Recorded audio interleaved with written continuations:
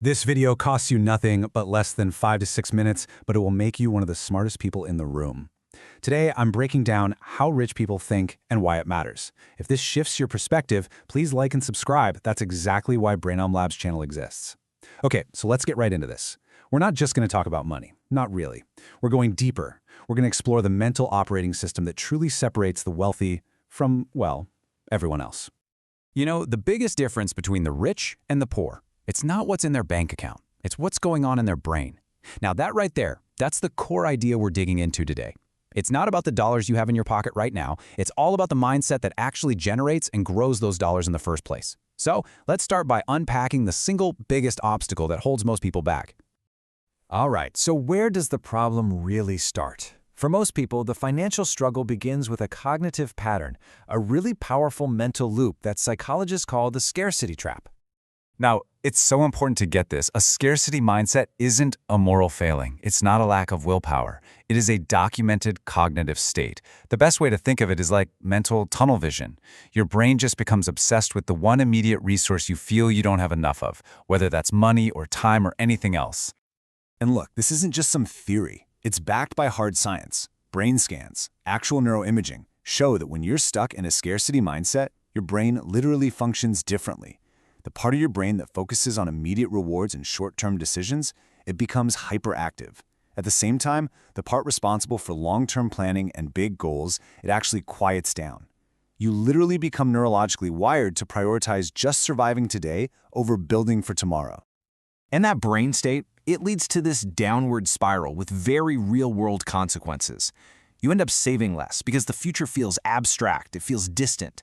You take on high-interest debt just for that immediate relief. You might even find yourself playing the lottery just hoping for that one quick fix.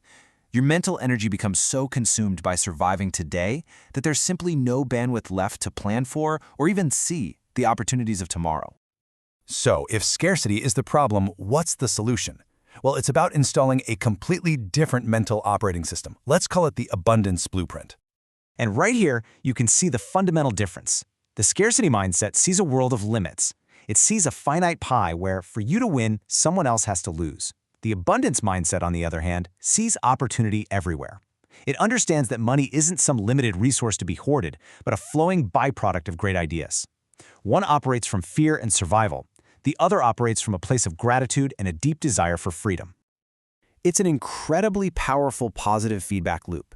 When your thinking is rooted in abundance, your actions naturally lead to creating more wealth, which in turn reinforces that abundant thinking. It just becomes this self-perpetuating cycle of success. So, how do you actually make this shift? It all comes down to one powerful psychological concept: your locus of control. I want you to think of this as the engine that drives your entire financial reality. Simply put, your locus of control is your core belief about who's in the driver's seat of your life. Is it you, or is it outside forces? This single belief has a massive, and I mean massive, impact on your financial reality. Let's break this down. Someone with an external locus of control feels like a passenger in their own life. Life happens to them. They blame the economy, they blame their boss, they blame bad luck for their problems. They're just waiting for something or someone to rescue them. But someone with an internal locus of control, they believe they are the pilot. They make life happen. They take full responsibility for their results, good or bad, and they take action to create the outcomes they want. And the data on this is just crystal clear. Research shows again and again that people with a strong internal locus of control have demonstrably better financial habits. They save more, they invest more, and they are far more likely to pay their bills on time. And why is that? Because they truly believe their actions today directly create their financial future tomorrow. So we've covered the why. Now let's get into the how. If developing an internal locus of control is the ultimate goal, what are the specific actionable habits that can actually help you get there? Here is a 4-step prescription for you. First, stop relying on a single source of income. This builds resilience and an opportunity-focused mind. Second, take calculated risks. We're not talking about gambling, but informed bets on ventures with high potential.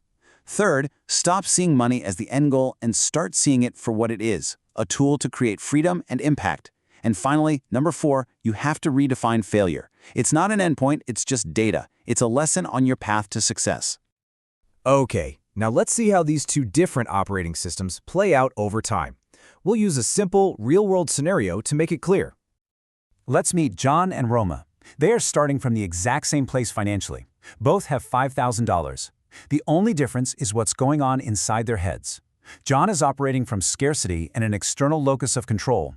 Roma is operating from abundance with a strong internal locus of control. Fast forward 5 years, and the divergence begins. John, driven by his fear, plays it safe. He saves what he can, but he avoids the perceived risk of the market. His growth is slow, it's linear.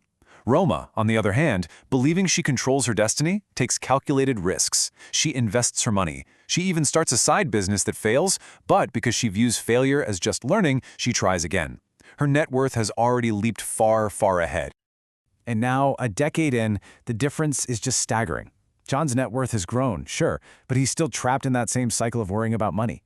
Roma, on the other hand, is now financially free.